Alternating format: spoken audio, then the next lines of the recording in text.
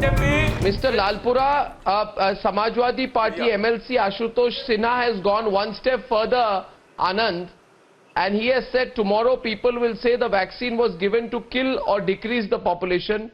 You can even become impotent. Anything can happen. So a Samajwadi Party leader says, the top leader says that it's a BJP vaccine.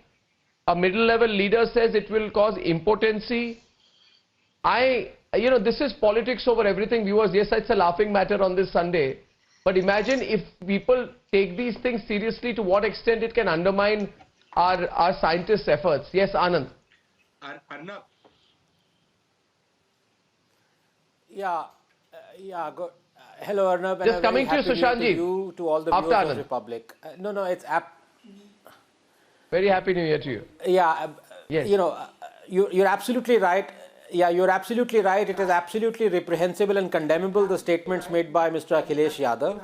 In fact, a person like him can be arrested because the Compulsory Vaccination Act and the Epidemic Act are in play as far as this COVID is concerned, and he remains, by not taking a vaccine, an obstacle to herd immunity. He is a danger. If he doesn't want to take vaccine, then let him isolate himself from the rest of the population. But the fact is, if you don't take a vaccine and everyone else does, you remain a reservoir for the virus and you pose a threat to rest of India. So this is absolutely dangerous. But other than that, can I please come and take maybe a minute to come to the topic, which is politics over everything. And as far as I'm concerned, there would always be politics over everything as long as there are three reasons for it, and they exist in our India. The first one is the hypocrisy of the opposition that is supposed to be providing a check to the working of the government. The second is the clash of ideologies. And the third is very simply religion. So let me come to the first one. Now, you see, BJP must be feeling so delighted with the opposition, the manner in which the opposition acts, and they must be saying that with the opposition like this, who needs enemies when you have friends? And, let's come to, for example, just the farm laws. Now, these were in the manifestos of the opposition. So what are we talking about? The BJP has just enacted what was there, what was promised by the rest of the opposition. And now they are crying foul, Sharad Pawar, Amarinder and everyone. And, one can list out dozens of such things that the opposition promised.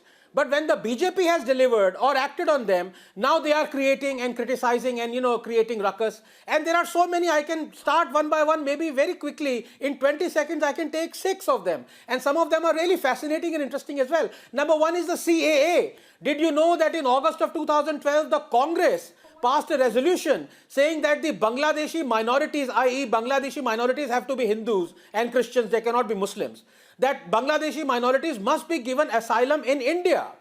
And when we come to, for example, those tall, if you remember those 70-meter long flag poles, people were criticizing BJP. In fact, it was Jindal's idea, Jindal of Congress. Then we have compulsory standing on national anthem when the film is playing. That was Congress NCP idea.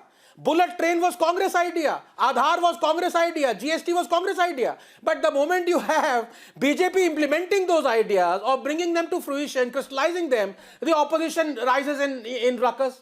Now let's come to the second one, which is the clash of ideologies. Now there, you really can't help it because, no matter how much logic and reason you put on the table, against communism and the ills of communism, you will always have people who are supporting communists, or who are communists. So for example, you want to bring reforms. You know that, the world has learned from the ills of not bringing reforms. You know that how India has prospered by embracing ethical and moral capitalism and shunning socialism in 1991 liberalization. And yet, there are people who oppose these reforms. Even in BJP, for example, you have opposed privatization. But, if BJP is trying to have one step forward to bring these reforms and the opposition is criticizing, so obviously there is politics over everything. And the third, and I think the most important factor, is religion and vote bank. Absolutely. Now, Arnab, I have to say this, that the biggest peddler of fake news and false narratives and hatred is religion. Absolutely. That is the one that is the harbinger of vote banks. when you have religion, when you have people accepting the hate that is spewed by religion, when you have Indian infants aged 1 to 3 year old who are categorized as Hindu, Muslim, Sikh, Islam. Anand finishes his lecture. I would like to react to it, if I may, please. So when our nation accepts, Professor, I'm just about to finish. I'm just about to finish. Professor, just 10 seconds.